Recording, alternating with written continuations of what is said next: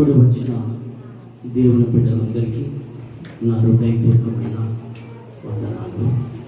వందనాలు. దేవునికి స్తోత్రాలు చెల్లిద్దాం. హల్లెలూయా, హల్లెలూయా. దేవునికి మహిమ కలుగును గాక. హల్లెలూయా. మన ప్రభును మన రక్షకుడైన యేసు క్రీస్తు ప్రభువు వారు మనకు ఈరోజు మనతో మాట్లాడబోతున్న మాటను బట్టి మనము జాగ్రత్తగా మనము రాసుకున్న వాళ్ళు ఉంటే రాసుకోండి. మొదటి పాప భారము మనం ఏమని నేర్చుకోబోతున్నాము? మొదటి పాప భారము. మొదటి పాప భారము అనగా మొదటిలో ఎవరు ఇక్కడికి వచ్చారు, ఎవరు వచ్చుంటే పాపం వచ్చింది, అది ఇప్పుడు మనము నేర్చుకోబోతున్నాం.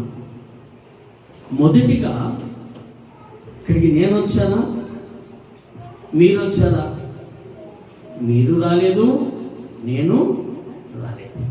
మొదటిగా వచ్చాడు ఆదాము వచ్చాడు.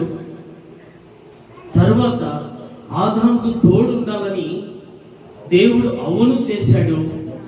వారిద్దరూ భూమి మీదకి వచ్చారు. ప్రభుతో పాటు ప్రభు వచ్చాడు. ప్రభుతో పాటు ఆదామును చేశాడు, తీసుకొచ్చాడు, ఏదోను తోటలో పెట్టాడు. తర్వాత అవ్వను ఆదాముకు చాటిగా సహాయము ఉండాలని అవ్వను సిద్ధపరిచాడు. అవ్వను ఎక్కడి నుంచి తీశాడు అంటే ఆదామును మట్టి నుంచి తీశాడు. అవనైతే మీకు తెలుసుంటే చెప్పచ్చు. అవనైతే ఆదాము పక్కటి ఎముకలో నుంచి తీశాడు. అందుకే ఆదాము అన్నాడు, నా ఎముకలో ఎముక, నా మాంసములో మాంసమా నారి అనబడింది, నాది అన్నాడు ఆదాము. అందుకోసమే చూడండి, కావాలంటే స్త్రీలు పురుషులకు వివాహం చేసుకుంటే భయపడతా ఉంటారు. వివాహానికి ఎతికి ఎరుగుంటలో పురుషులు లేరా మన బిడ్డలకు? లేకుంటే మనకేమన్నా స్త్రీలు లేరా పురుషులకు? ఎరుగుంట్లోనే ఉన్నారు. ఎరుగుంట్లో పెళ్లి చేసుకోవచ్చు కదా? లేదు. ప్రభు ఎక్కడ? ప్రభు ఎముక అంటే ప్రభు సిద్ధపరిచిన ఎముక ఏ పురుషుల్లో నుంచి ఏ స్త్రీలో ఉంటుందో ఆ స్త్రీకి మాత్రమే వివాహం జరుగుతుంది. ఎక్కడైనా ఉండొచ్చు. ఢిల్లీ సంబంధం, కడప నుంచి ఢిల్లీ సంబంధంలో వివాహం చేసుకున్నారు. ఆయన పాస్టర్, అక్కడ పాస్టరే, ఇక్కడ ఈయన పాస్టరే. కడప ఆయన జస్టిస్ కలెక్టర్, డిప్యూటీ కలెక్టర్ ఆయన కొడుకు ఢిల్లీ సంబంధం, ఢిల్లీలో పోయి వివాహం చేసుకొని వచ్చారు. అంటే ఇది మొదటి ఆదాము నుంచి వచ్చిన ఇది పాప భారము. ఈ పాప భారము ఎవరు తీసుకున్నారు బాధ్యత అంటే తండ్రి అయిన దేవుని దగ్గర నుంచి కుమారుడైన ప్రభు ఈ బాధ్యత తీసుకున్నాడు. ఈ పాప భారము తొలగించడానికి కోసమే, మనందరి పాప భారము తొలగించడానికి కోసమే ఆయన తీర్మానం చేసుకొని ఈ లోకానికి వచ్చాడు. ఇది లోకము కనుక ఈ లోకానికి వచ్చిన ఒకే ఒకడు పరిశుద్ధమైన దేవుడు కన్యక గర్భాన పరిశుద్ధాత్మ ద్వారాగా పురుషుని స్పర్శ లేకుండా మరి మరియమ్మ గారు కుమారుని కని ఎవరికి ఇచ్చింది? మన కొరకు ఇచ్చింది. మన కొరకు తన కుమారుని ఇచ్చింది. మనము సేవకు ఒక మనిషిని, ఒక కుమారుని ఏమంటే సేవకు మేము ఇయ్యమయ్యా అంటారు. అయితే నా తల్లి గునక, నా తండ్రి గునక ప్రభు సేవకు నన్ను సమర్పించారు. వారు ఇప్పుడు నింటే ఎంత సంతోషము, ఎంత ఆనందంగా వారు చూసిండ్రు. అయితే దేవుని ఒక ప్రేమ, దేవుని ఒక చిత్తము, దేవుని ఒక ప్రణాళిక నా పట్ల ఉంది కనుకనే ఆయన జరిగిస్తూ వస్తున్నాడు. కాబట్టి ఇప్పుడు మనము చక్కగా ఈ మొదటి పాప భారాన్ని ఏ విధంగా తొలగించుకోవాలనో ప్రభు మనకు నేర్పిస్తున్నాడు. బాగా వినాలి మీరు. చిన్నపిల్లలు ఆడుకుంటా ఉంటారు, వాళ్ళని వదిలేయండి. వాళ్ళు తింటూ వాళ్ళు ఆడుకుంటా ఉంటారు, వాళ్ళని వదిలేసేయండి.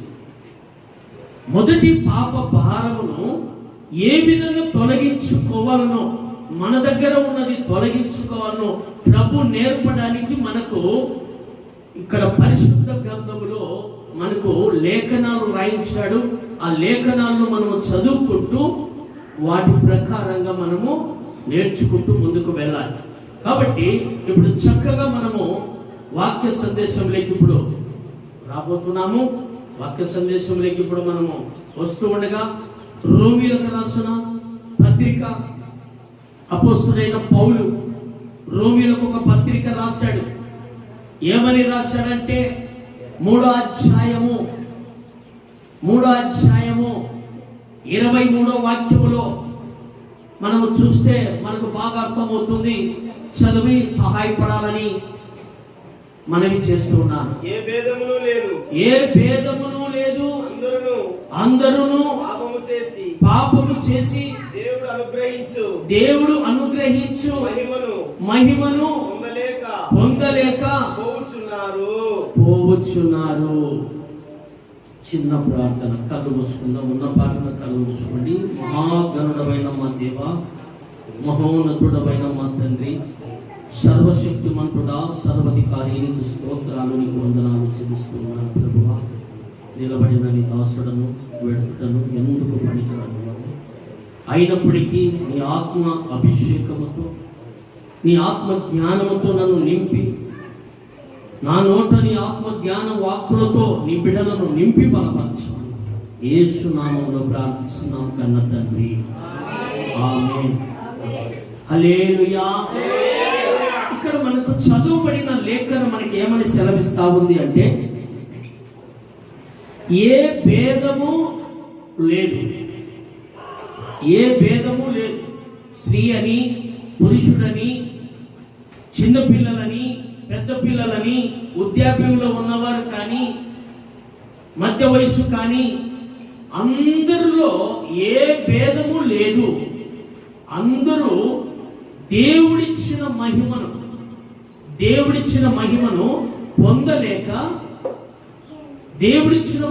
పొందలేకపోయారని ప్రభు చెప్తున్నాడు. ఏమని చెప్తున్నాడు? ఏ భేదమును లేదు, అందరూ పాపము చేసి దేవుడు అనుగ్రహించు మహిమను పొందలేకపోయారు. ఏమి ప్రభు అనుగ్రహించాడు మనకు? అది మనము తెలుసుకోవాలి. ప్రభు అనుగ్రహించింది ఏమిటంటే, ఒక ఏదోను తోట చేశాడు. ఆ తోటలో అన్ని రకాల మొక్కలు చేశాడు, అన్ని రకాల పండ్లు చెట్లను చేశాడు. అవన్నీ మీరు తినవచ్చు, ఈ తోటలో మీరు సంచారం చేస్తూ జీవించమని చెప్పటము జరిగింది. అయితే మధ్యలో ఏమైందంటే, ప్రభు ఏం చేశారంటే, మంచి చెడ్డలు తెలివినిచ్చే చెట్టును కనుక ఒకటి మధ్యలో తోటలో పెట్టాడు. ఎందుకు పెట్టాడు? అంత మంచితనమే ఉంటే చెడు అనేది మీకు కనపరావాలి. చెడు కనపరావాలంటే చెడును చూస్తేనే ఇది చెడ్డది, లేదు ఇది మంచిది అని ఆలోచన కలిగి మనము నేర్చుకోవడానికి కోసము ఆ చెట్టును కనుక ఏం చేశాడు? ప్రభు తోట మధ్యలో పెట్టాడు. ఏదో ఒక వారాన పెట్టచ్చు కదా. ఒక వారాన పెడితే దాని జోలికి ఎవరు వెళ్ళరు కదా. మరి అక్కడ జీవనోత్స పండ్లు చెట్లు కనుక పెట్టాడు. అక్కడ అవి నువ్వు తింటే దేవుడు ఎన్ని రోజులు జీవిస్తాడో అన్ని రోజులు మనము కనుక జీవించవచ్చు. అలాంటి చెట్టుని ఎక్కడ పెట్టాడంటే సైడు పెట్టాడు. అంటే మంచి వాటిని అన్నిటినీ సైడు పెట్టి చెడ్డదాన్ని తీసుకొచ్చి మధ్యలో ఎందుకు పెట్టాడు అంటే బట్టి అది అందంగా ఉండాలి. అందంగా ఉన్న దాన్ని చూసి మురిచిపోయి మోసపోతారా? లేకుంటే దాన్ని బరాయించి పాపముల నుంచి తొలగించబడతారా అని దేవుడు ఏం చేశాడంటే ఆ విధంగా సిద్ధపరిచి ఆ విధంగా తోట మధ్యలో ఆ చెట్టును పెట్టాడు. పెట్టిన తర్వాత అవ్వ ఏం చేసిందంటే సర్పము మోసపుచ్చి ఏమనింది అంటే, అన్ని పళ్ళు తింటూ మంచిగా ఉన్నారు కదా, ఆరోగ్యంగా ఉన్నారు కదా, మరి ఈ చెట్టు చూడు ఎంత అందంగా ఉందో, ఎంత శృంగారంగా ఉన్నాయో, ఆ పండు తిని చూసావా అని అంటే, ఈ తోటల మధ్య చెట్టు పండ్లు తినవద్దు అని దేవుడు చెప్పాడని ఆదాము నాతో చెప్పాడు అని. అంటే అది నిజమా అన్నదట. సర్పం అది నిజమా అంటే అర్థం ఏంది? నిజము కాదు అని. అంటే సర్పము మోసగించడానికి కోసము నిజమా అని అంటే మరి అబద్ధమాది అని అడిగింది. అవును, అది తింటే నీ కళ్ళు తెరవబడితే ప్రపంచానంతా చూడొచ్చు. ఇప్పుడు నీ కళ్ళు మూసుకొని ఉన్నాయి కాబట్టే నీకు అర్థము కాలేదు అని చెప్తే ఈ అవ్వ ఏం చేసిందంటే, స్త్రీలు బలహీనులని ప్రభువుకి రాయించారు బైబిల్లో. ఆ చెట్టు పండ్లు తినవద్దని చెప్తే తినింది, పెరిగింది, తీసుకెళ్ళింది, తినింది, తన భర్త గురక పెట్టింది. భర్త, ఎందుకు చేసావు ఈ పని, ఇలా చేయకూడదు, దేవుడు చెప్పాడు, వద్దని చెప్పాడని ఎప్పుడైతే అవ్వతో చెప్తున్నాడో అవ్వ అంటుంది, అయితే నేను తిన్నా కదా, నేను చచ్చిపోవాలని నీ కోరుకుందా? చాలా మంది స్త్రీలు అదే అంటారు. నువ్వేమి జాచిదానం అయిపోయినావు అంటే, అవునులే నేను జాచిదానం అయిపోయాను, నేను చచ్చిపోతే దాన్ని చేసుకోవాలని ఉన్నావు కదా నువ్వు అని. ఇదే పద్ధతి ఆ నుంచే వచ్చింది పద్ధతి, ఇక్కడి నుంచే వచ్చింది కాదు. ఆదాము అవ్వ నుంచే వచ్చింది పద్ధతి. నువ్వు నన్ను, నేనేమో పట్టు తిన్నాను, నేనేమో చచ్చిపోతే నువ్వు దాన్ని పెళ్లి చేసుకొని ఎంజాయ్గా ఉండాలనే కదా నీ ఆశ. అవును, మీ మగోళ్ళే అంత, మీ పురుషులే అంత అని చెప్పేసి ఆదామును వేధిస్తే తినకపోతే అది తింటే సస్తానని ప్రభు చెప్పాడంటే, అయితే నేను తిని చచ్చిపోతే నువ్వు బాగుండాలనే అని చాలా వేధించిన తర్వాత ఏం చేశాడు? ఆదాము కనుక తినిన వెంటనే ఇద్దరు ఏమైపోయారు? ఇద్దరు భేదం లేకుండా అయిపోయారు. అందుకే ఇక్కడ కనుక ప్రభు అంటున్నాడు, ఏమంటున్నాడు? ఏ భేదము లేదు, అందరూ పాపము చేసి దేవుడిచ్చిన మహిమను పొందలేకపోయారు అని దేవుడు చెప్తున్నాడు. మనుషులు చెప్పే మాటలు కాదు ఇవి, దేవుడు చెప్తున్న మాటలు. ఆ మాటలు మనం చాలా జాగ్రత్తగా వినాలి, వాటిని మన హృదయంలో భద్రపరచుకోవాలి. ఎప్పుడైతే ఈ ఆదాము ఆ పండు తిన్నాడో ఇద్దరు కళ్ళు తెరవబడి ఒకరికొకరు ఏమైపోయినారు? దిగంబరులుగా ఉన్నామని ఇద్దరు చూసుకొని సిగ్గుపడిపోయి తోట మధ్యలోకి వెళ్ళిపోయి తోట మధ్యలో ఏం చేశారు? వీళ్ళు ఆకులు కుట్టుకుంటున్నారు. వస్త్రాలు ఎట్లా వస్తాయి? తయారు చేసే మిషన్లు ఉండాలి కదా. వస్త్రాలు తయారు చేసే మిషన్లు ఉంటే వస్త్రాలు వస్తాయి. అప్పుడు వస్త్రాలు లేవు, ఆకులు కుట్టుకొని కచ్చడాలు చేసుకొని వస్త్రాలు చేసుకొని కట్టుకున్న తర్వాత ప్రభు ప్రేమించి కొరకు ఏం చేశాడు? వాళ్ళకి జింక చర్మాలు తీసుకొచ్చి చొక్కాలు కుట్టించాడు. ప్రభు కుట్టించి వేశాడు. అందుకోసమే చాలా మంది ఇప్పుడు అడవిలో ఉన్న వాళ్ళు చూశారో లేదో మీరు, దట్టాలని తగిలించుకొని తిరుగుతూ ఉంటారు. దట్టాలు మొల చుట్టూ దట్టాలు తగిలించుకొని, స్త్రీలు కనుక తగిలించుకొని, ఆ జంతువుల చర్మాలు తగిలించుకొని చాలా మంది ఉంటారు అడవిలో. అట్లా ఈ ఆదాము అవ్వలు చేసిన ఈ పాపము, ఆ పాపం ఎంతవరకు వచ్చింది? 2000 సంవత్సరాల నుంచి ఆ పాపం కొనసాగుతూనే వస్తూ ఉంది. అందరి దగ్గర నుంచి వస్తూనే ఉంది. ఆ పాపంలో మనం కనుక పాలివారం అయిపోయినాం. అందుకే ప్రభు అన్నాడు, ఏ భేదము లేదు, అందరూ దేవుడిచ్చిన మహిమను పొందలేకపోయారు కనుక ఏ భేదము లేదు, అందరూ పాపం చేశారు కనుక అందరము పాపమై ఉన్నాం. కాబట్టి మనం చక్కగా మరొక మాట అక్కడ మనం చూద్దాం. 3:11 కనుక ఒక మాట అన్నాడు. ఆ మాటను జాగ్రత్తగా చూద్దాం. 3:11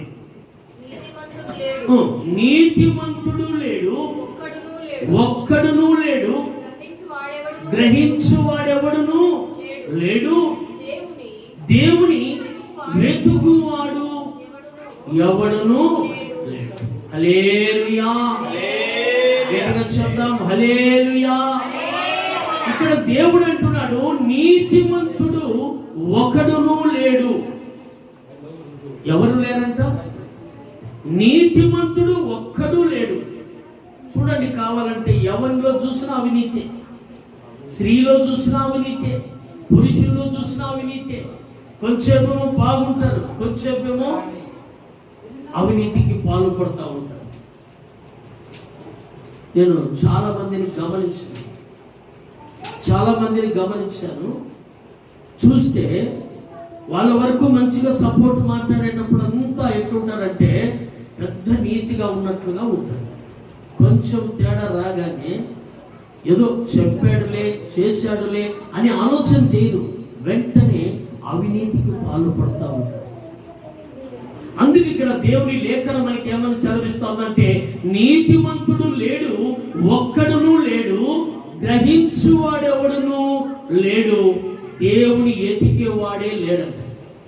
దేవుని ఎతక్కోకుండా ఎవరిని ఎతుకుతున్నారు? ఇప్పుడు దేవుని ఎతకడంలా ఎవరిని ఎతుకుతున్నారు?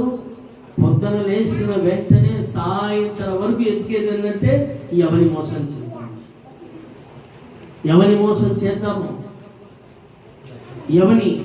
ఎవరి సొమ్ము దోచుకుందాం, ఎవరిని తిప్పలు పెడదాం, ఎవరి మీద హత్య చేస్తాం, ఎవరి మీద హత్య ప్రయత్నం చేద్దాం, ఎవరెవరిని హింసిద్దామని ఇదే ఆలోచనలతోనే ప్రతి ఒక్కరూ తిరుగులాడుతున్నారు. కానీ దేవుని ఎత్తుకువాడు లేడు. దేవుడు అంటున్నాడు, దేవుని ఎత్తుకువారు కావాలని. ఎవరు కావాలి ఆయనకు? దేవుని ఎత్తుకేవారు కావాలా? ఇప్పుడు మీరందరూ దేవుని ఎత్తుకుంటూ వచ్చారు కాబట్టి మీరు ధన్యులు. దేవుని ఎత్తుకువారు కావాలి ఆయనకు. దేవుని ఎత్తుకుతే ఆయన అన్నాడు, వెతుకుడి దొరుకుతుంది, తట్టుడి తెరవబడును. చూడండి ఎంత ఆయన వాకిలి తరితే మన వాకిలి తెరవాలి. హృదయమనే తలుపు తెరవాలి. ఆయన తట్టినప్పుడు ఆయన ఆత్మ వచ్చి మనల్ని తట్టుతుంది.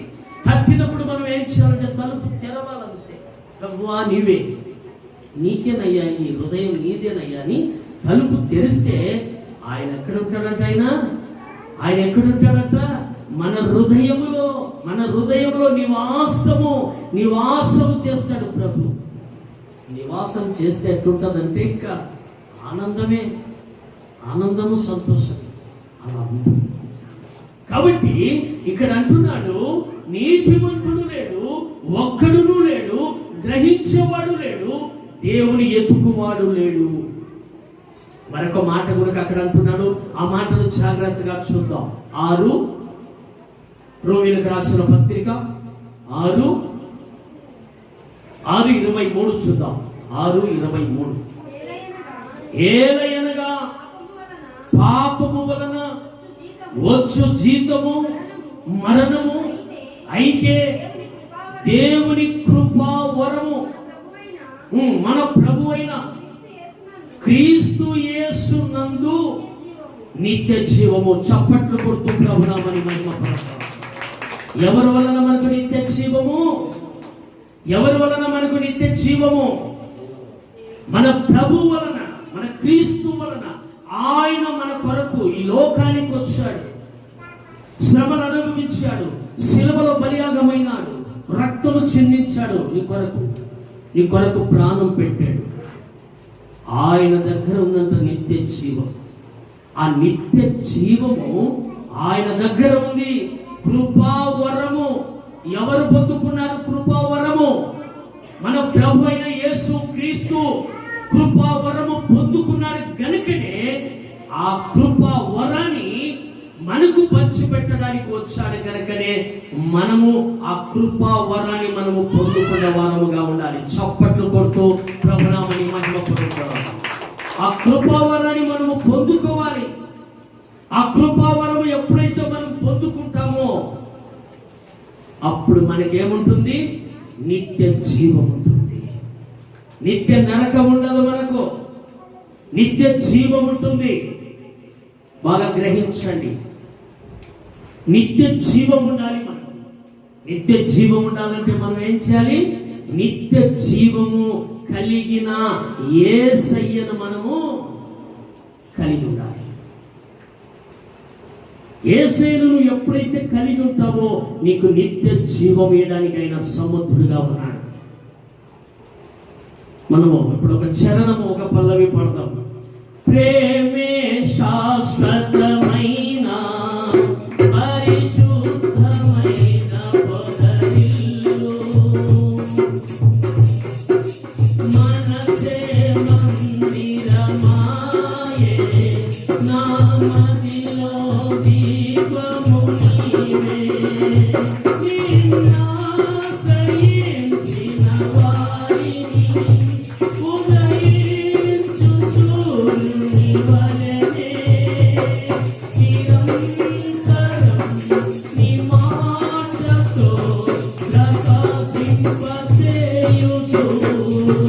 ప్రేమే శాశ్వతమైన పరిశుద్ధమైన పొదరిల్లు, మనసే మందిరమాయే, నా మదిలో దీపము నీవే. అమరమైన నీ చరిత్రం, విమలమైన నీ రుధిరం, ఆత్మీయముగా ఉద్దేశపరచిన పరివర్తన క్షేత్రము.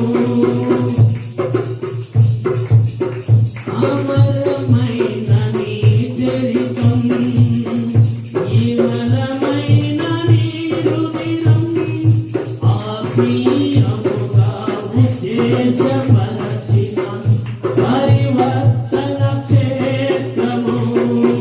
ఇన్నాళ్ళుగా నన్ను స్నేహించి ఇంతగా ఫలింపచేసితివి. ఈశ్వర సంపదలంతటితో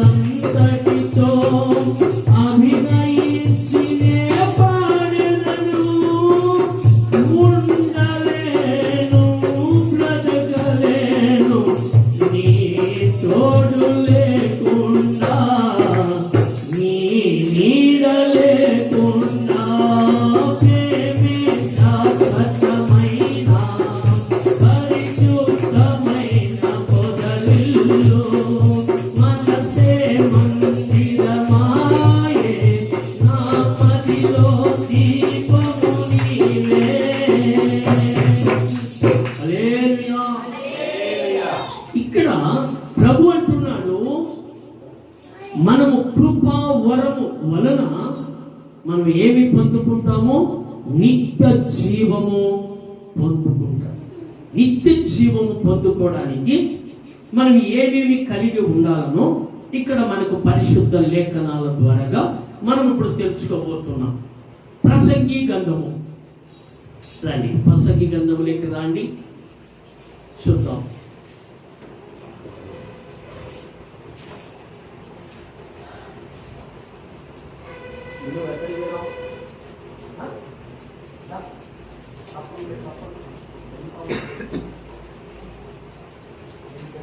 ప్రసంగి గ్రంథము చూద్దాం. ప్రసంగి గ్రంథము 7వ అధ్యాయము 7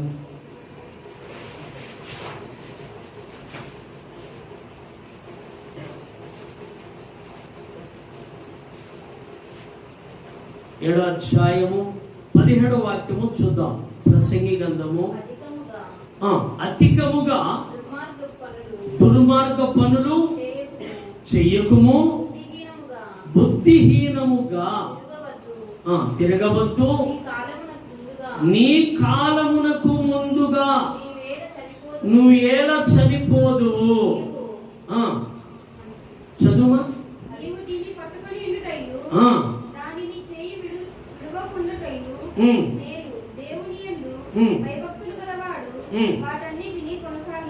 హల్లెలూయా.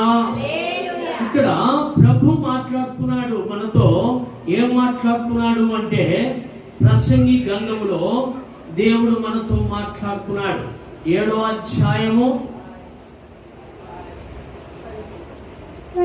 7:17లో ఏం మాట్లాడుతున్నాడంటే, అధికముగా దుర్మార్గపు పనులు చెయ్యకుము.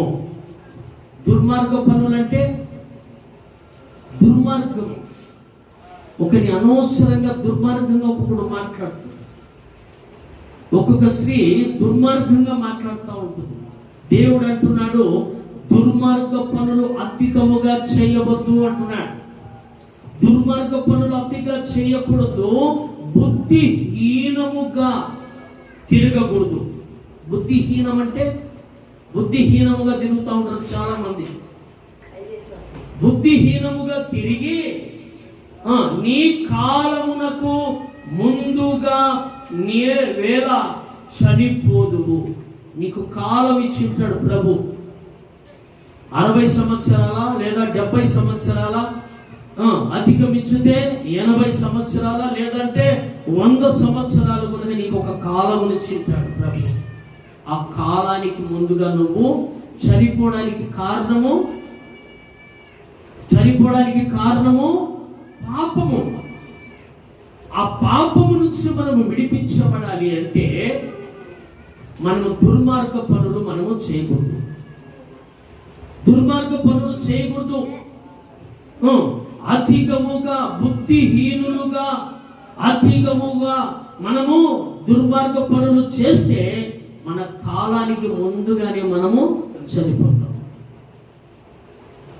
దుర్మార్గ పనులు, అవ చేసిన పని దుర్మార్గ పని అని దేవుడు చెప్పినా చేసిందంటే ఆ దుర్మార్గ పని చేసింది గనుకనే అవ ఏమైపోయింది, పాపములో మునిగిపోయి పాపములో చనిపోయి, ఆ పాపం ఏం చేసిందంటే ఇప్పుడు దాకా మన దాకా వచ్చేసింది. ఎడ్ల రక్తము, కోడెల రక్తము, గొర్రెల రక్తము మన పాపాలను క్షమించలేదు, మన పాపాలు కడగలేదు.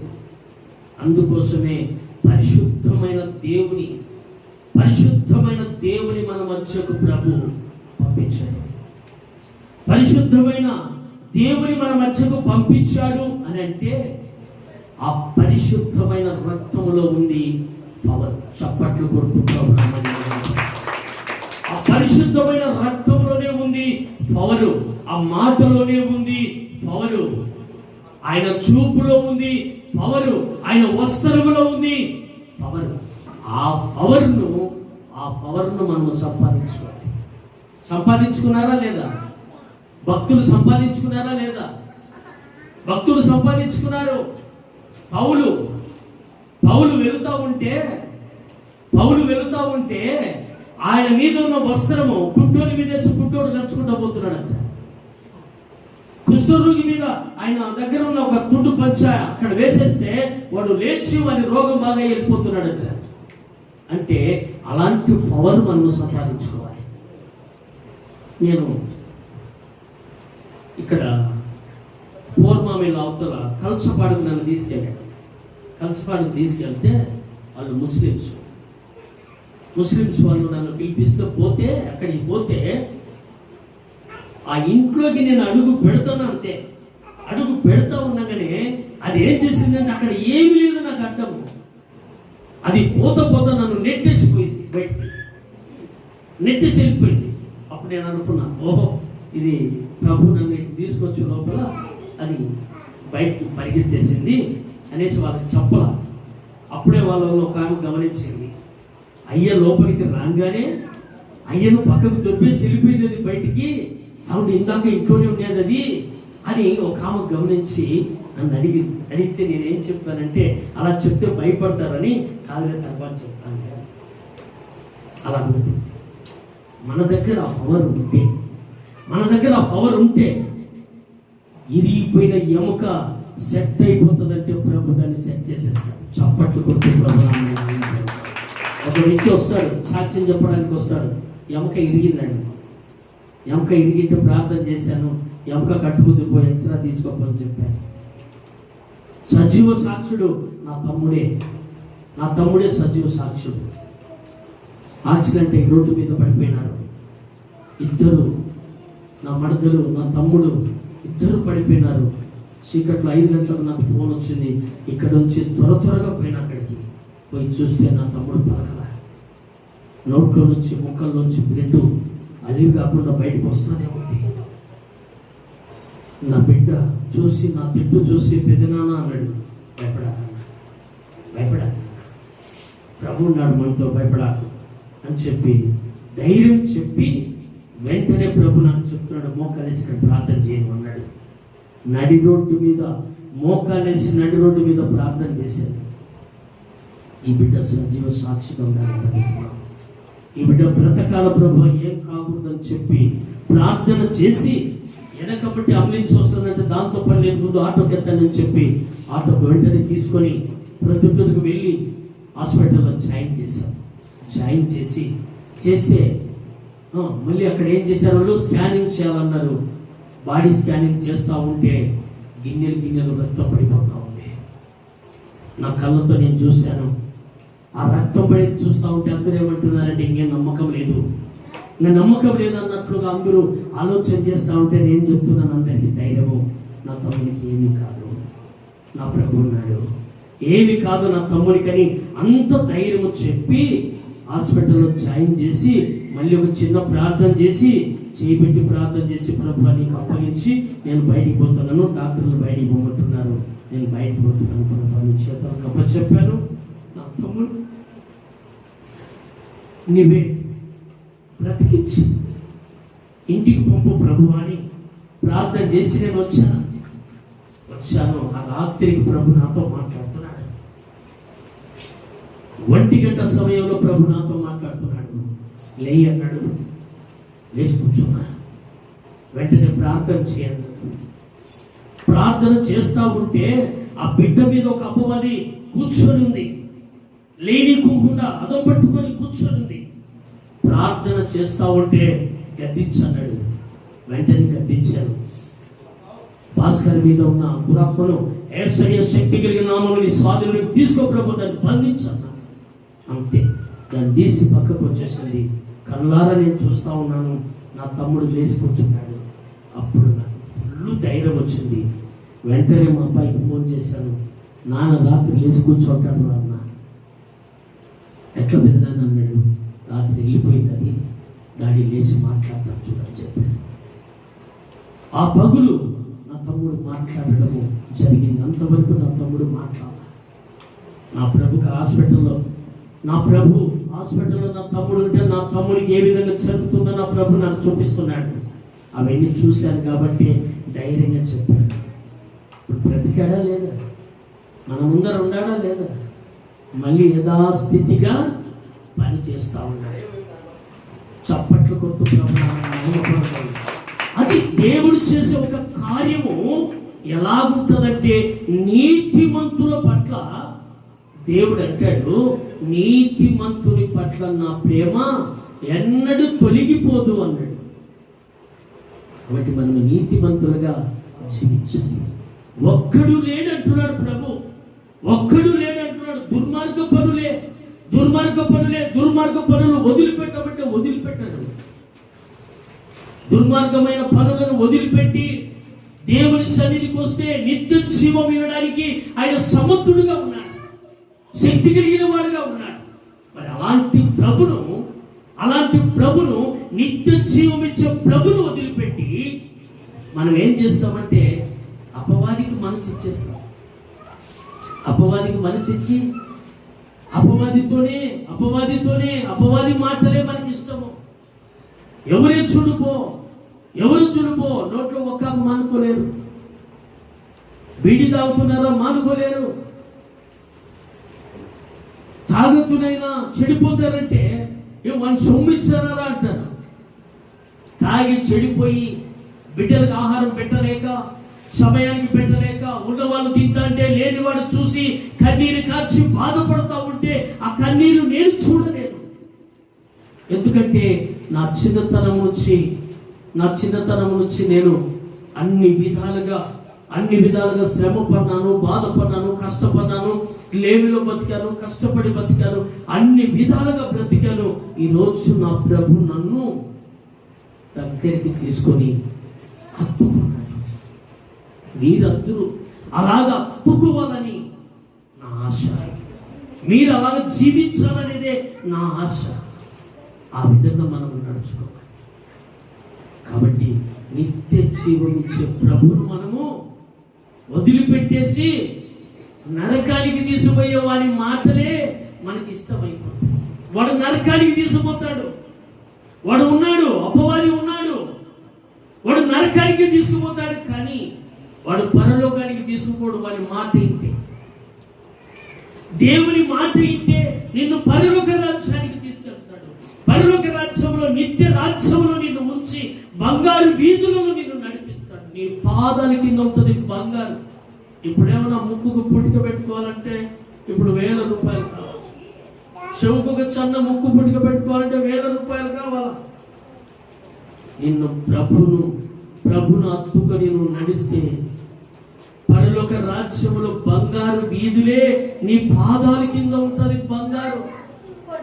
బంగారు నీ పాదాల కింద ఉంటుంది. అలాంటి వీధులలో తిప్పుతానని ప్రభు నిత్య రాజ్యములో నీ ఉండాలని ప్రభు కోరుకుంటూ ప్రభు ఈ మాటను మనకు తెలియజేస్తున్నాడు. చూద్దాం మరొక మాట అక్కడ చూద్దాం. మొదటి తిమోతికి రాసిన పత్రిక చూద్దాం. మొదటి తిమోతికి రాసిన పత్రిక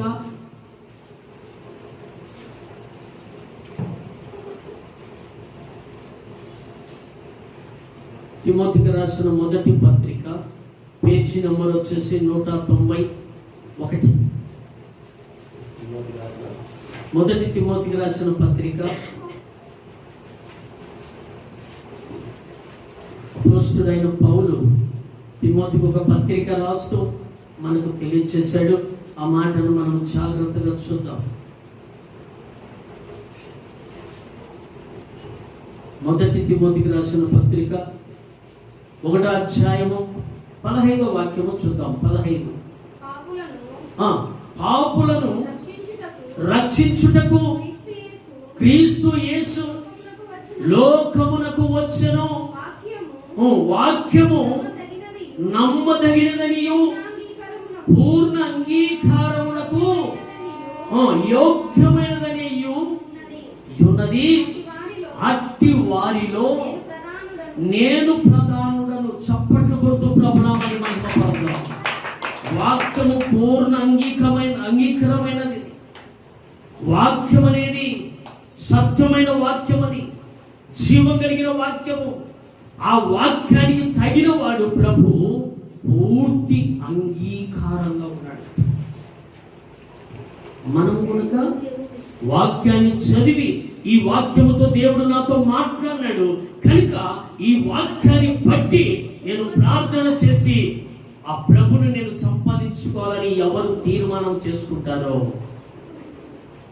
వాళ్ళే వాక్యానుసారమైన జీవితాలు జీవిస్తారు. అలాంటి జీవితం మనము జీవించాలని దేవుడు కోరుకుంటున్నాడు. పాపమును రక్షించుటకు, పాపులను రక్షించుటకు క్రీస్తు యేసు లోకమునకు వచ్చాడు. లోకం ఎక్కడుంది? మన మధ్యలో ఉంది లోకం. ఈ లోకాన్ని మనం వదిలిపెడితే ఈ లోకం నుంచి పరలోకములోకి మనం వెళ్ళాలి. ఈ లోకము ఇది శాశ్వతమైన లోకం కాదు. మీకు అందరికీ అర్థమవుతూ ఉంటుంది. ఈ లోకము శాశ్వతమైనది కాదు. ఈ లోకం వదిలిపెడుతున్నారు. మనాలు అమ్మ నాయన వదిలిపెడుతున్నారా లేదా? మా అమ్మ నాయన మా అత్త మామ అందరూ వదిలిపెట్టి వెళ్ళారు. మా అన్న వదిన గారు కనుక ఇద్దరు వెళ్ళారు నా పైన ఇద్దరు అన్నగారు ఇద్దరు వదిన గారు కనుక ఈ లోకాన్ని వదిలిపెట్టేశారు. మరి ఆ లోకంలో ఉన్నారో వాళ్ళైతే ప్రభుని నమ్ముకోరు. ప్రభు అంటున్నాడు, నా రక్తం చేత కడగబడకుండా మారు మనసు పొందకుండా పాప క్షమాపణ పొందకుండా పరలోక రాజ్యములో ఎంత మాత్రము చేర్చబడదు. నీటి బాప్తిసము ద్వారాగా నీ హృదయాన్ని కడుగుకోవాలి, మారు మనసు పొందాలి. పాప క్షమాపణ పొందితేనే ప్రభుకు మనకు పాలు ఉంటాయి. ప్రభు పాలు మనం తాగొచ్చు, ప్రభుతో మనం కూడా ఉండొచ్చు. లేకపోతే ప్రభు దగ్గర నుంచి మనకు పాలు ఉండవు. ఇప్పుడు అర్థం కావడానికి చెప్తున్నాను. గేదెకు పాలు పెడితే గేదెకు పాలు వస్తాయి. ఆ పాలైతే మనం అందరము తాగొచ్చు. అపవాది ఉన్నాడు, దున్నపోతుంటుంది అనుకో, దానికి పాలు పిండలేము కదా. అట్లాంటిది అపవాది దున్నపోతుకు పోల్చాడు. మనము దేవునితో పాలు పొందాలంటే మారు మనస్సు, పాప క్షమాపణ, బాప్తిసం మనం పొందితే మన ప్రభుకు మనకు పాలు. కాబట్టి ఇక్కడ మరొక మాట మనతో ప్రభు చెప్తున్నాడు. చూద్దాం త్వరగా, సమయం అయిపో వస్తా ఉంది. త్వరగా చూద్దాం.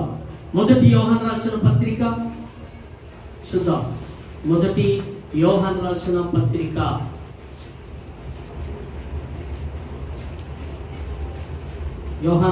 మొదటి పత్రిక 1వ అధ్యాయము 9వ వాక్యం చూద్దాం. 1:9. మన పాపములను మనము ఒప్పుకొనిన ఎడల ఆయన నమ్మదగిన వాడును నీతిమంతుడును గనుక ఆయన మన పాపములను క్షమించి సమస్త దుర్నీతి నుండి మనలను పవిత్రులుగా చెయ్యను. చప్పట్లు కొడుతూ ప్రభునామని మహిమపరుద్దాం. హల్లెలూయా. గట్టిగా చెప్దాం హల్లెలూయా. మన పాపములు మనం ఒప్పుకోవాలి. ఒప్పుకోకుండా చాలా మంది కప్పుకుంటూ ఉంటారు. కప్పుకుంటే ఏమైపోతుంది? కప్పుకుంటే పాసిపోతుంది. మనం కప్పుకోకూడదు. ఒప్పుకొని వదిలిపెడితే దేవుని కనికరాన్ని పొందుకుంటామంట. మనం ఒప్పుకోవాలా. అవును, ఇప్పుడు ఒక సహోదరి ఉంది, గబుకనేదో నోరు చారి మాట్లాడినప్పుడు నన్ను మాట్లాడనేవే అంటే మాట్లాడతా అంటే ఎంతసేపు ఉంటుంది? గంటల తడబడైనా ఆ పంచాయతీ తెగదు. చెబుతుందా? తెగదు. పెద్ద రావాలా, వాళ్ళు రావాలా, వీళ్ళు రావాలా, వాళ్ళు కొట్టుకోవాలి, వీళ్ళు కొట్టుకోవాలి. ఎంతో పెద్ద పంచాయతీ కదా. మరి అది కాకుండా ప్రభు అంటున్నాడు, అమ్మాయి పొరపాటుగా మాట్లాడాను, క్షమించు. ఒక మాట ఒప్పుకొని వదిలిపెడితే దేవుని కనికరాన్ని పొందుకుంటాం. గర్వపడితే పనికిరా. ప్రభు అంటున్నాడు, ఏమంటున్నాడు ప్రభు? దుర్మార్గ పనులు వదిలిపెట్టమంటున్నాడు. దుర్మార్గ పనులు మనము వదిలిపెట్టి దేవుని దగ్గర మన పాపములు ఒప్పుకొని దేవుని కనికరాన్ని పొందుకొని దేవుని దగ్గరికి మనము చేరేవారముగా ఉండాలని ప్రభు పేరట మీకు మనవి చేస్తున్నాను. చప్పట్లు కొడుతూ ప్రభునామని మహిమపరుద్దాం. చూద్దాం, ఇంకొక మాట చూద్దాం. హెబ్రీయులకు రాసిన పత్రిక హెబ్రీయులకు రాసిన పత్రిక